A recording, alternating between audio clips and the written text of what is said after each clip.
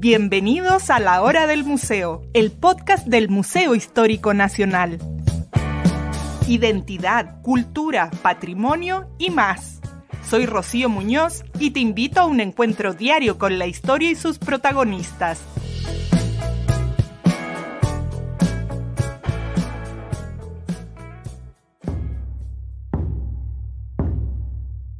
En el siglo XVII se empezaron a poner en marcha iniciativas desde la corona española para educar y preparar a los hijos de la nobleza indígena en América.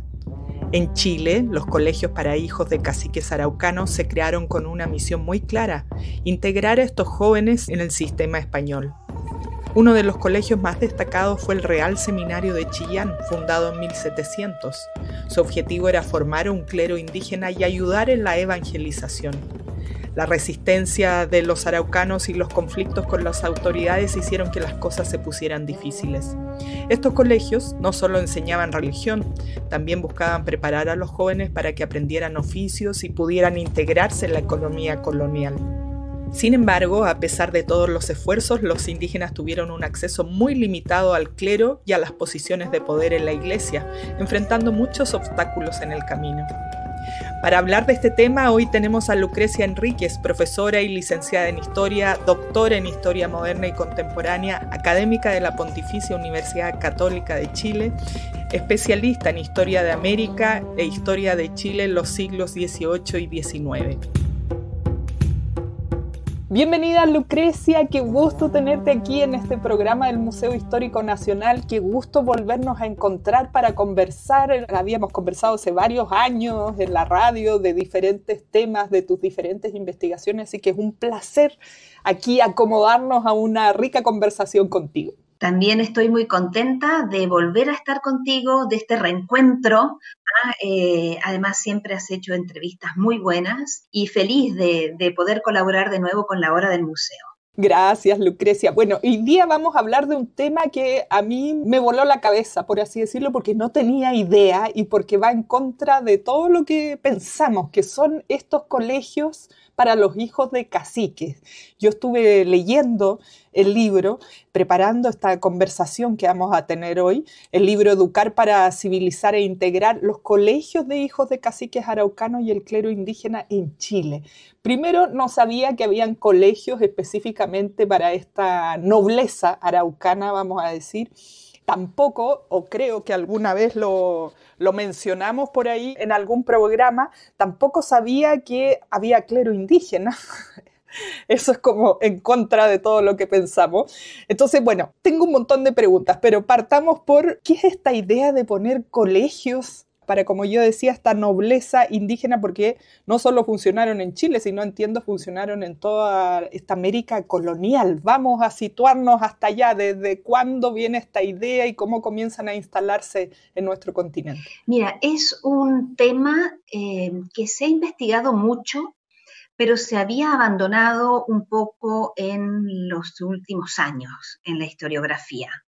Sobre todo se estudió mucho el que fue el primer colegio como tal de hijos de caciques en la Nueva España, actual México, el colegio de Santiago de Tlatelolco, una zona de la Ciudad de México que se estableció muy rápidamente, prácticamente unos 15 años después de la conquista de los españoles. Y luego este modelo de formar a los caciques, en educarlos para incorporarlos, integrarlos a la sociedad española y también evangelizarlos, se reprodujo en el resto de América. Hay dos grandes momentos donde esto se establece. El primero es el siglo XVI, precisamente con este modelo del Colegio de Tlatelolco. Después, en el siglo XVII, permanecen algunos, pero no hay tantas nuevas fundaciones. Y luego se reaviva esta intención de establecer estos colegios precisamente vinculados con la formación de clero indígena que la monarquía impulsa en el siglo XVIII. ¿Mm? A grandes rasgos, esto sería como el proceso. Y claro, el Colegio de Hijos de Caciques de Chile, que tuvo muchos nombres, se inserta en esta última etapa que es el siglo XVIII. ¿Por qué estos colegios de hijos de caciques? Desde el momento que llegaron los españoles a América, se dieron cuenta y ya venían un poco con este modelo romano, europeo, te diría, de formar a las élites de los pueblos que se iban conquistando en la cultura, en la civilización del conquistador, y en el caso de la monarquía española, usar este modelo para cristianizar a los hijos de los caciques desde niños, ¿ah? Con el fin de que volvieran a sus comunidades y fueran transmisores de la civilización y de la doctrina cristiana. Esto empezó paulatinamente. Los primeros frailes que llegaron, sobre todo empezó con el clero regular, es decir, las órdenes religiosas.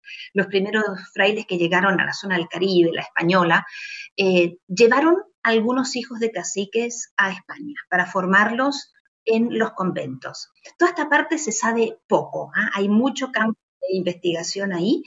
Luego dieron el paso de instalar en los conventos estos colegios o estas secciones donde formaban a los hijos de los caciques, hasta que con la conquista de la Nueva España a partir de 1521 y por un impulso monárquico fue el virrey el primer interesado y luego el obispo de México, de la Ciudad de México, del Arzobispado de México, el que le dio el vamos a establecer este colegio que te nombré de Tlatelolco con mucho optimismo, ¿no?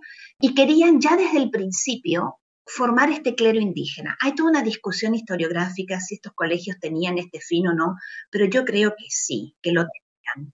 Pero ¿qué fue lo que pasó? Si bien llegaron caciques a este colegio, hijos de caciques de todos lugares de la Nueva España, si bien la formación intelectual fue evaluada positivamente, aunque tenían dificultades para entender la filosofía y la teología, lo que es muy obvio. Por supuesto. Porque implica un conocimiento teórico, una inserción cultural europea en la que no estaban. ¿Ah? Entonces, pese a que tenían esas dificultades en un principio, se vio la posibilidad de seguir formándolos para que fueran sacerdotes católicos, pero las primeras experiencias que hubo mostraron que no era posible. ¿Por qué? Porque tampoco tenían culturalmente la visión del celibato como algo positivo, ni de la virginidad. Hay un caso que se discute si al final era sacerdote o no, pero un cacique de Texcoco que cuando volvió a su pueblo predicaba errores teológicos. Entonces, del optimismo inicial por formar este clero indígena y de las capacidades intelectuales que tenían, la variedad de indios, llamémoslos así, que había en España, se pasó rápidamente a un pesimismo. Entonces, el colegio siguió funcionando, estaba a cargo de los franciscanos, pero este fin de formar un clero indígena decayó. No era tan fácil. Fueron viendo las dificultades ahí. Claro, porque es necesario, pertenecer a una cultura. ¿Ah? Sí, no es algo que uno puede aprender rápido en unos tantos años en el colegio. Claro, claro. Lo que pasa es que ahí se nace otra problemática, ¿no? Es que esta visión de que los indios no eran capaces de vivir el sacerdocio católico se instaló de una manera muy radical y postergó por siglos esa posibilidad, cuando en realidad en otros territorios donde el cristianismo se había instalado en Europa, también en lugares donde no existía y habían sido conquistados, por ejemplo, rápidamente se formó un clero nativo o un clero indígena, ¿ah? Pero no en América. ¿Ah? Entonces, estos colegios, como te digo, siguieron existiendo. En un principio se pensaron como algo exclusivo para las élites indígenas, ¿ah? Pero finalmente también se incorporaron españoles. Y ahí hay historias, hijos de españoles, historias bien interesantes, por ejemplo, que despreciaban a los caciques, había tensiones, ¿ah? Pero prácticamente yo te diría que hasta fines del siglo XVI subsistieron, luego se incorporaron a este impulso fundador de colegios los jesuitas, que fueron casi los últimos en llegar a fines del siglo XVI. Como te decía, fueron los franciscanos los primeros que moldearon estos colegios. Y sí, los jesuitas fundaron más colegios, tanto en la Nueva España como en el Virreinato del Perú. El modelo de Tlatelolco se trasladó al Virreinato del Perú, ¿eh? Y en el Virreinato del Perú se establecieron en 1617, 18, 19, ya en el siglo XVII, dos colegios muy importantes, un colegio en Lima y otro en Cusco, que había sido la capital del Inca y donde estaba la nobleza inca. ¿Ah? Lucrecia, disculpa, hasta aquí tengo una duda. Cuando decimos colegio, hoy día entendemos colegio que los niños entran a los 4 o a los 6 años, aprenden a leer matemáticas básicas y bueno, lógicamente por el relato que nos haces, la religión católica. Pero como para hacer un paralelo con lo que entendemos por colegio hoy y el colegio de entonces, ¿cómo era? Mira, ahí tienen, como te decía, distintos nombres, colegio o seminario, pero en ese momento el seminario no era exclusivamente un centro de formación del clero como lo es hoy día. Son estudios superiores, ¿eh? Aprendían a leer y a escribir. Hay que distinguir, ahí había escuelas de primeras letras que son donde se aprendía a leer, a escribir, y luego estos colegios de estudios superiores donde se enseñaba filosofía, el latín, que era el idioma de la cultura, ¿ah? De la filosofía, de la teología y la doctrina cristiana, ¿no? O sea, había que aprender español y además latín, y además a leerlo y escribirlo. Mira, a ver, es que se abre un mundo inmenso con eso, ¿no? Efectivamente, se definió al principio de la evangelización que los indios iban a ser evangelizados en sus lenguas vernáculas. Ese es un tema fascinante y enorme y distinto. Pero en estos colegios, claro, tenían que aprender también el español. Pero en el colegio de Tlatelolco se dio algo muy interesante y fue que los frailes franciscanos experimentaron que los caciques tenían una excelente aptitud para aprender el latín. Y de hecho era la lengua del colegio. Ellos se comunicaban ni en español ni en las lenguas indígenas, sino que en el latín. Y hasta soñaron homogeneizar como lengua en América el latín. ¡Qué increíble!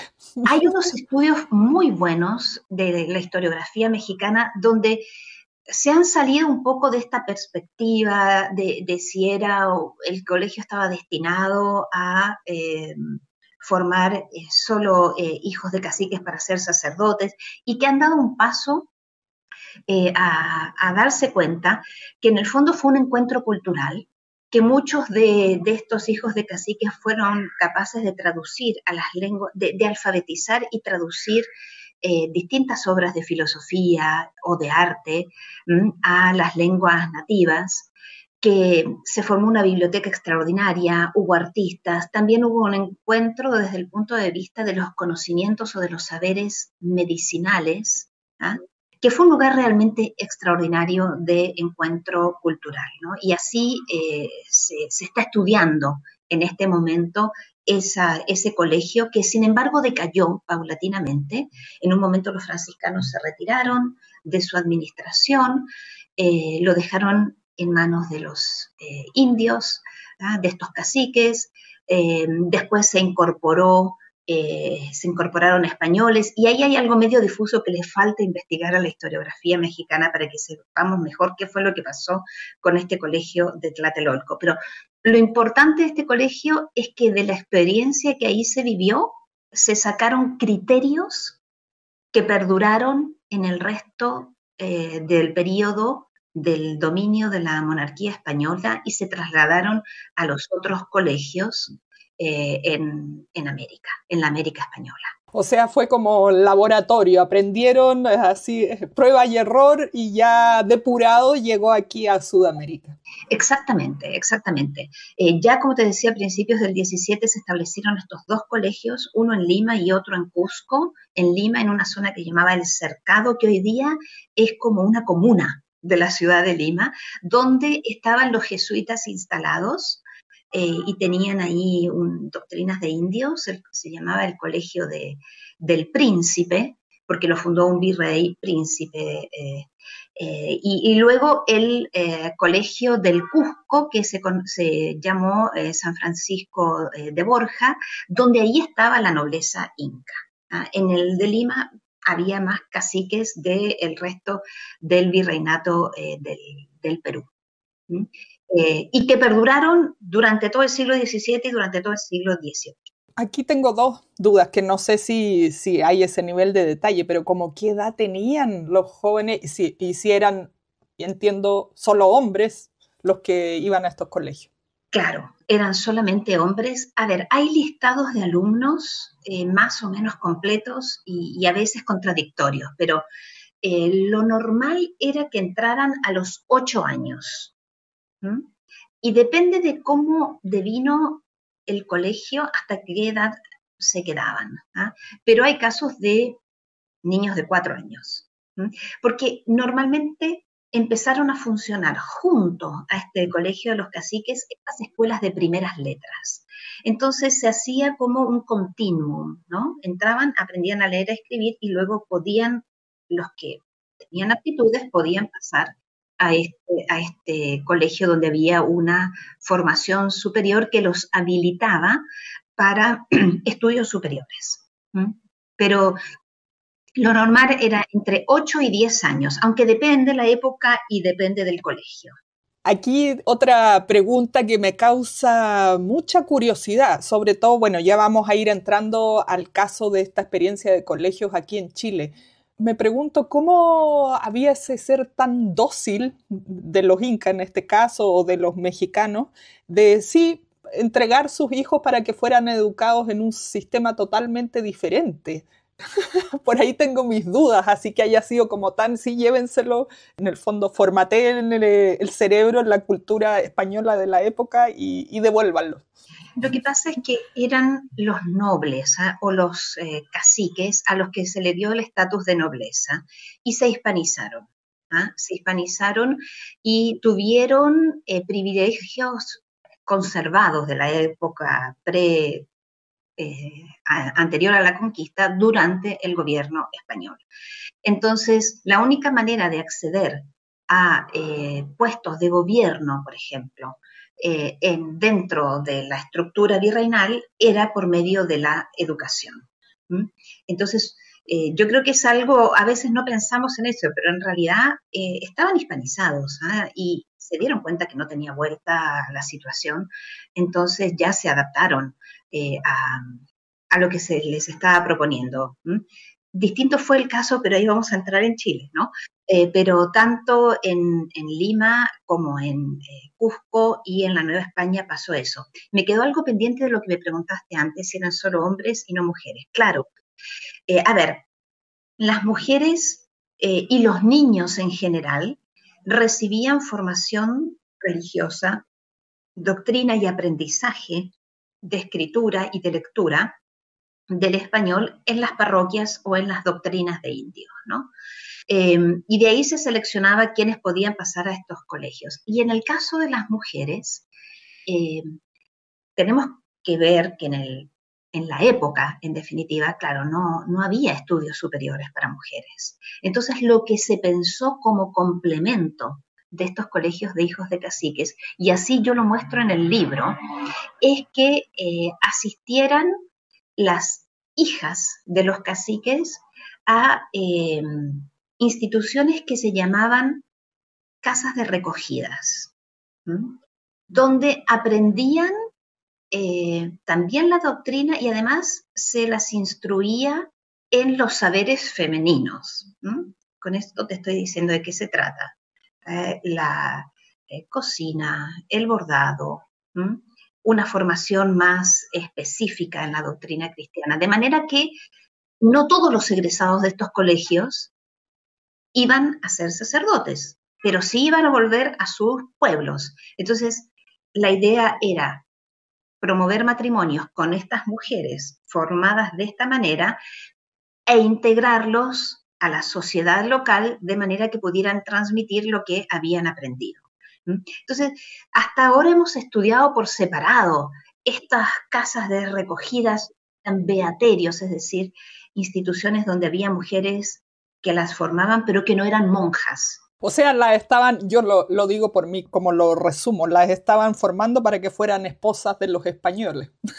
O de los hijos de los caciques, ¿me entiendes? Que se formaran matrimonios también, porque eso pasó mucho, ¿eh? Que estos egresados de los colegios se casaban con mujeres españolas pobres, por ejemplo, o al revés, ¿no? Ahí es más difícil siempre seguir la pista de lo que pasó con cada uno de los egresados, pero lo importante es rescatar que lo que tenían pensado era formar una nueva sociedad y captaron que la manera era integrándolos a la sociedad española por medio de la formación, de la educación, y por eso planificaron estas dos vías, ¿no? Y eso también se dio en toda la América Española. Así que hasta ahora se ha estudiado todos estos beaterios o casas de recogidas por separado, pero un poco la propuesta del libro es que hay que considerarlos unidos, ¿no? Porque estaban interrelacionados en la planificación, podemos decir así, de cómo debían funcionar estas dos instancias, ¿no? Para las mujeres, para los hombres. Tenían un objetivo común. Tenían un objetivo común, exactamente. Hubo mucho, por ejemplo, en un momento pensaron también en llevarse a especies de comunidades aisladas, ¿no? A estos individuos formados para que ahí tuvieran hijos y con esos hijos construyeran esta nueva sociedad. Hubo muchas ideas utópicas también respecto a cómo hacerlo. Está tocado todo eso en el libro, que se puede descargar. Por otro lado, te voy a pasar la dirección. Está en papel, pero lo venden como salió en México, lo venden en México en papel. Y es más fácil descargarlo y tenerlo en PDF porque además es gratis. Sí, bueno, así lo estoy yo, así lo he leído yo, así lo estoy revisando. Está buenísimo porque además está muy, muy claro. Vámonos a Chile entonces. Ya, yo me preguntaba esto de cómo habían dado permiso en el fondo los indígenas, los nativos, para que se fueran a estos colegios con los españoles, aprendieran latín, filosofía, religión, todas estas cosas. Pero aquí en Chile las cosas eran diferentes, porque los araucanos estaba la guerra, la gran guerra, estaba esto de que no se podía pasar más allá del Biobío. Entonces, ¿cómo fue la llegada de estos colegios aquí? Mira, se proyectaron desde mediados del siglo XVII y, como bien dices, se tuvo que postergar varias veces el establecimiento porque no había un contexto de paz que lo permitiera. Pero estaba pensado desde el principio, porque realmente la monarquía consideró que era la manera de educar la élite para que transmitieran en sus lugares de origen lo que habían aprendido. Pero hubo un momento clave en el año 1697, cuando a raíz de la presencia en Madrid de un presbítero mestizo peruano, Juan Núñez de Vela, él empezó a hacer peticiones en el Consejo de Indias. Para sí mismo quería ser miembro de una institución que se llamaba Cabildo Eclesiástico y preguntó si no había ningún problema siendo él mestizo. Entonces se pusieron a estudiar la legislación y dijeron no hay ningún problema, y se dieron cuenta que en realidad o tomaron más conciencia, que en realidad no había muchos sacerdotes indígenas ni mestizos en América. Y eso motivó, a través de distintas instancias, que el rey promulgara una real cédula que se conoce como la cédula de honores, que yo la trabajo mucho en el libro, es un tema fascinante, de 1697, donde a esta nobleza indígena la equiparaba con la nobleza castellana, con los hijos dalgos. Y a los indios del común, es decir, todos los indios que no eran nobles, con el tercer Estado español. En esta estructura estamental de la sociedad europea había tres estamentos, ¿no? El Estado, el tercer Estado, el clero y la nobleza. Y eso fue una especie de revolución en la situación social de los caciques en América, porque expresamente en esta cédula se decía que se les tenía que abrir la posibilidad de que accedieran a todos los puestos eclesiásticos, es decir, también al sacerdocio, y eso significaba hasta el episcopado, y a todos los cargos del real servicio, es decir, cargos de tipo civiles. Esta real cédula generó un cambio total, ¿no? Y es muy interesante ver qué pasó con la aplicación de estas medidas, con la ejecución. En la Nueva España, la nobleza indígena rápidamente se enteró de esto y se empezó a aplicar. Y se abrieron los seminarios y las instancias de formación para que la nobleza indígena de la Nueva España se formara en instituciones junto con los españoles, como los seminarios, por ejemplo. Ahí hay todo un tema también que se trató de reactivar el colegio de Tlatelolco, pero la historiografía mexicana no se ha puesto las pilas en estudiar bien ese proceso. Yo creo que sería fantástico que lo hicieran. ¿Qué pasó en el Virreinato del Perú? Chile pertenecía al Virreinato del Perú. Es bien interesante porque esta cédula es de marzo de 1697 y en mayo de 1697 llega una real cédula a Chile donde se ordena el establecimiento de un colegio de hijos de caciques y que estuviera a cargo de los jesuitas. Son cédulas que están relacionadas. ¿Por qué?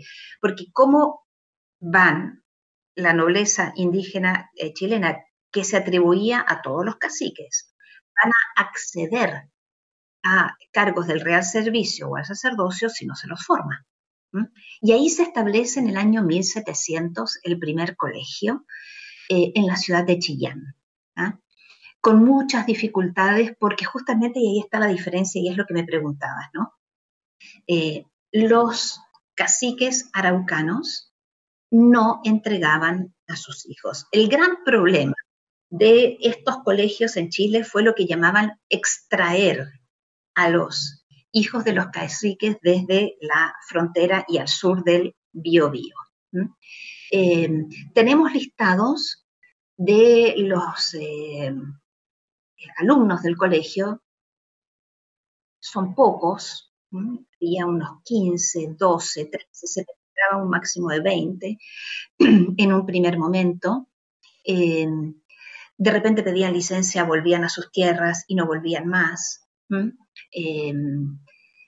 Después se incorporaron también alumnos españoles y esta primera experiencia de este colegio terminó en 1723, cuando en las vísperas del establecimiento de una gran rebelión que hubo, los caciques sacaron a sus hijos del colegio. Y a partir de ahí vino esta rebelión, enfrentamiento armado, y la idea del colegio quedó suspendida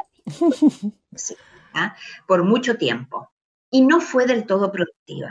O sea, realmente, por ejemplo, no se les podía enseñar había rudimentos del latín, pero fue una primera experiencia y un primer intento. Ahí pasa algo interesante, estoy dejando muchas cosas afuera, y es que los jesuitas, algunos de los alumnos los llevaban a Santiago para formarlos junto con los españoles en el Colegio Máximo de San Miguel que tenían en la ciudad de Santiago.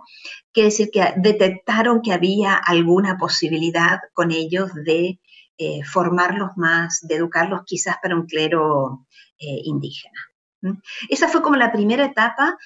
No sabíamos mucho qué pasó después. La documentación muestra que en realidad el colegio siguió funcionando con hijos de españoles, pero que en Madrid nunca tuvieron tan claro que el colegio dejó de existir para los hijos de los caciques, bueno, y fue pasando el tiempo. ¿Y qué fue lo que ocurrió? Te comentaba los problemas para ejecutar esta cédula de 1697 en el Virreinato del Perú. Continúan las reclamaciones y los memoriales de los caciques que esta cédula se ejecute y que ellos puedan acceder a los cargos del real servicio y a los cargos eclesiásticos. Y hay un cacique, Morachimo se llamaba, que hizo fuertes reclamaciones en Madrid. Entonces se publica en 1725, o sea, prácticamente 28 años después de la existencia de la cédula, se publica, se da a conocer en Lima esta cédula, pero no se ejecuta en los años siguientes. Entonces hay otra serie de reclamaciones de los caciques incas. Esta es una historia fascinante.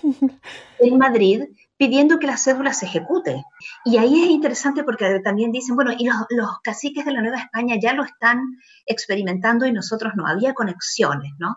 Entre ellos. Entonces ahí se produce una divergencia dentro de los caciques, tanto en Lima como en Cusco, y es que algunos optan por la vía armada y las rebeliones para pedir realmente que se pusiera en práctica esta real cédula, y tenían otras reivindicaciones también que, bueno, requerirían su propio análisis, el final de la mitad, que terminara el gobierno de los corregidores. Yo sé que para mucha gente esto no va a ser tan claro, pero si lo explicamos nos vamos para otro lado.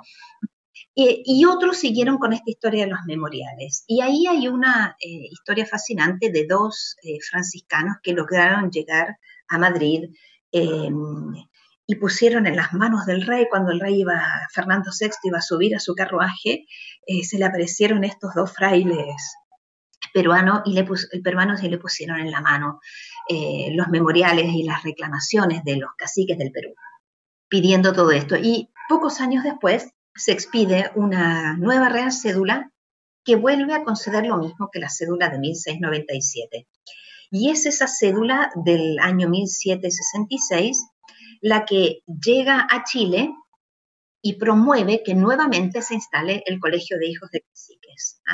Entonces, lo que yo hago en este libro es estudiar paralelamente, o sea, la cronología de los colegios de hijos de caciques en Chile solo se explica si la relacionamos con estos memoriales de la nobleza peruana en Madrid. Y nuevamente es un gobernador de Chile, Jáuregui, que vuelve a extraer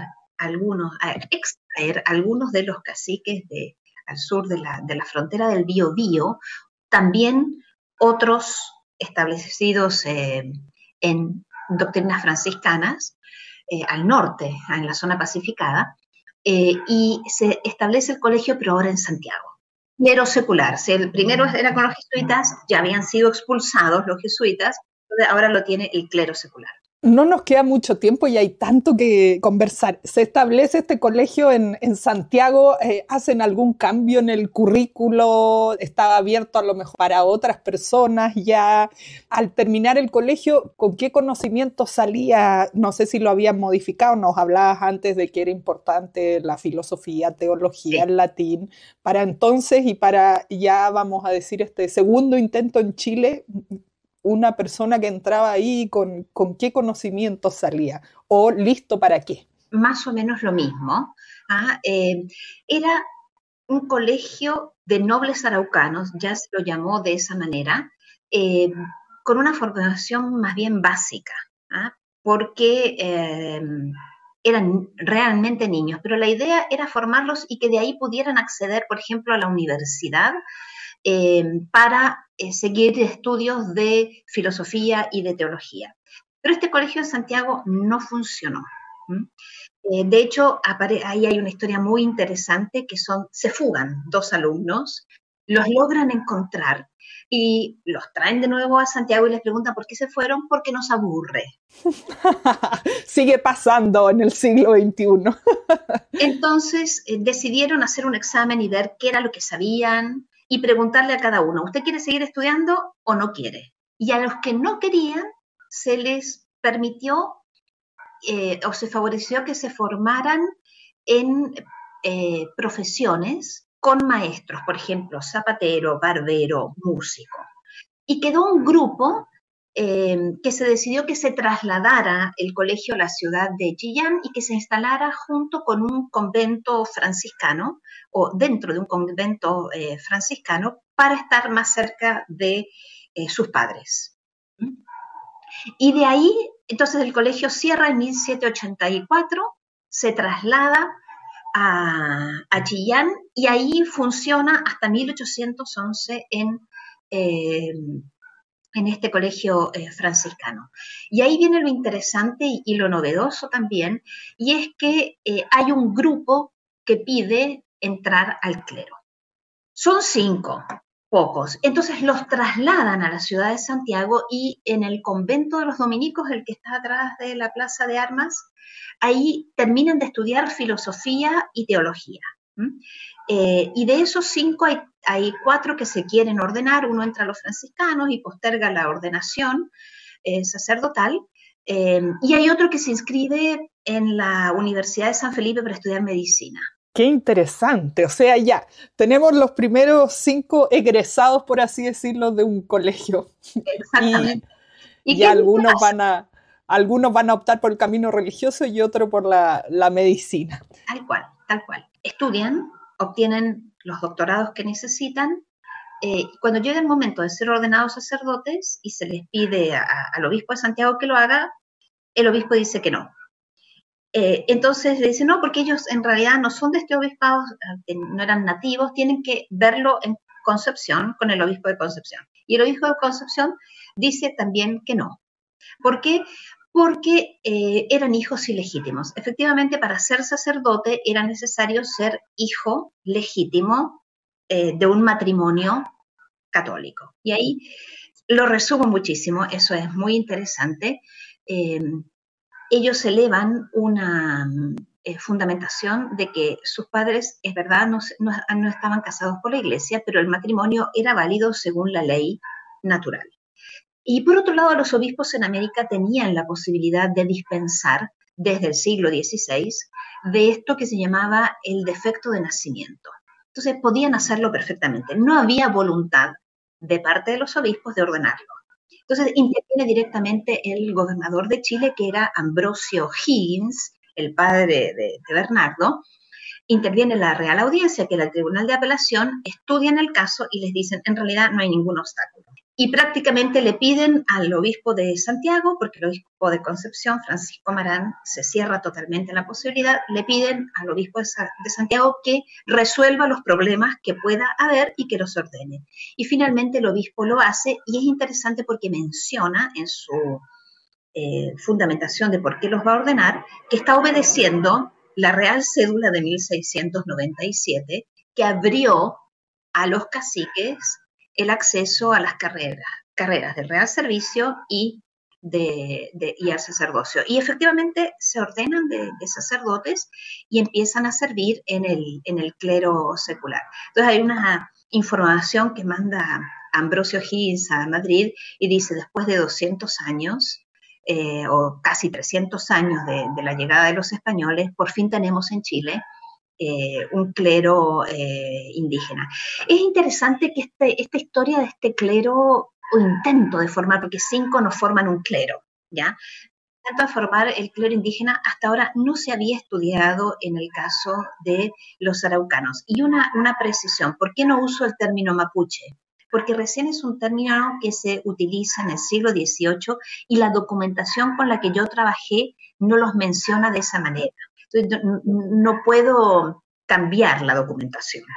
Bueno, termina a fines del siglo XVIII, prácticamente esto ocurre en 1795, 92, 93, con un pequeño núcleo, muy pequeño núcleo de sacerdotes araucanos ordenados en el clero secular. Uno entra a los franciscanos, después se ordena también y tiene por destino Mendoza. Y ahí cuando en 1817 se está formando el ejército de los Andes para cruzar la cordillera, él colabora con O'Higgins y con San Martín para que los pehuenches permitan el cruce del ejército y no cuenten también todo lo que están viendo a los españoles, porque los pehuenches estaban en ambas riberas de la... Una suerte de agente diplomático. Sí, Sí, un caso muy, muy interesante. El Colegio Sierra finalmente sigue existiendo en Chillán hasta 1811, cuando ya en el contexto de la Junta Gubernativa y de cambios en la educación, estos colegios coloniales se eliminan y se instala el Instituto Nacional. Así que esto es muy resumida la historia de estos colegios, pero es una historia apasionante. Conocíamos cosas sueltas, pero en el libro mi interés fue unir toda la información, buscar información nueva, una larguísima investigación en el Archivo de Indias en España, aquí en Santiago también, y sobre todo situarlo en relación al resto de los colegios, para que veamos que no fue un tema aislado.